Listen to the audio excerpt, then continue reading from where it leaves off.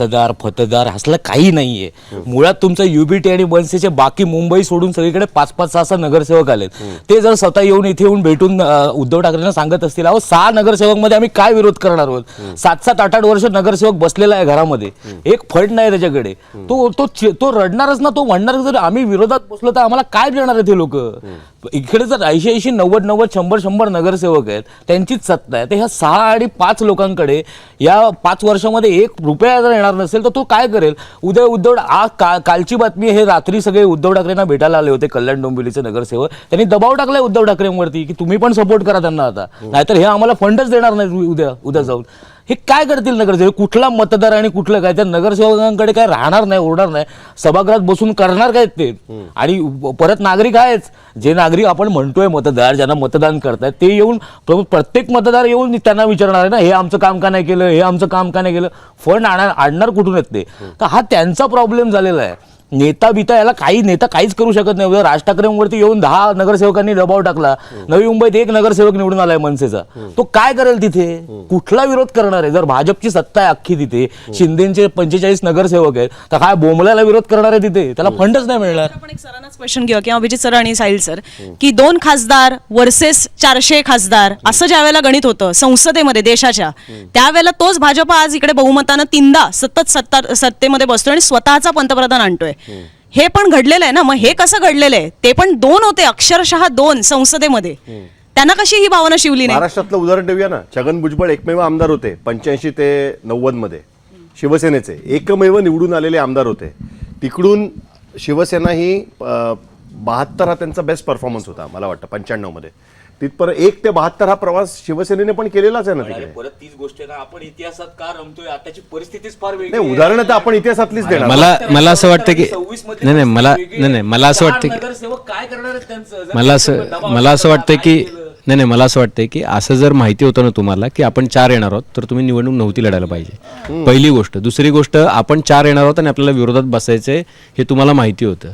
आणि हे अशा पद्धतीचं जे आहे ना, आता काय करणार, आता संपलंय सगळं, ज्या वेळेला मरता क्या नाही करता.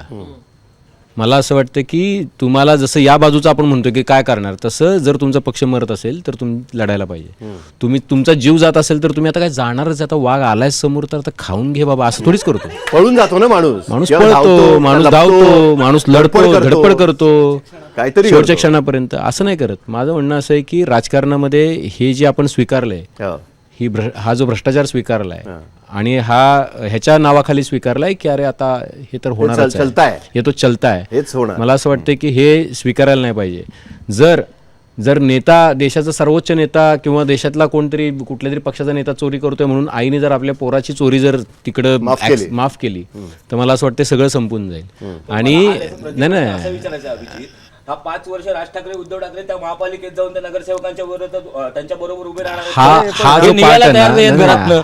आपण अरे हे फार सोपं आहे रे इथे बसून बोलणं की त्या लोकांना ते रडत राहणं, हे करणं.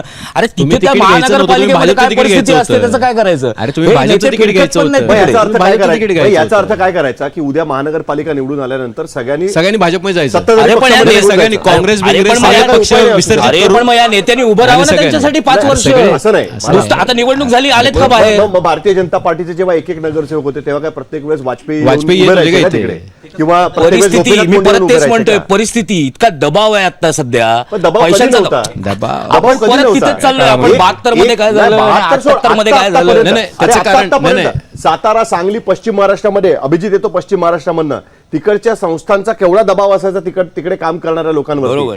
मराठवाड्यामध्ये किती दबाव. मला असं वाटतं की बघा, असं आहे ना की हे जे आहे ना की आत्ताची परिस्थिती, तर चॅलेंजिंग परिस्थिती तुमच्या आयुष्यामध्येच तुमचं मेटल टेस्ट करते. मला असं वाटतं की चॅलेंजिंग परिस्थिती मेटल टेस्ट करते. तुम्ही प्रामाणिक आहात ही तुमची चॉईस आहे का, तुम्ही काय कंपल्शनने प्रामाणिक आहात.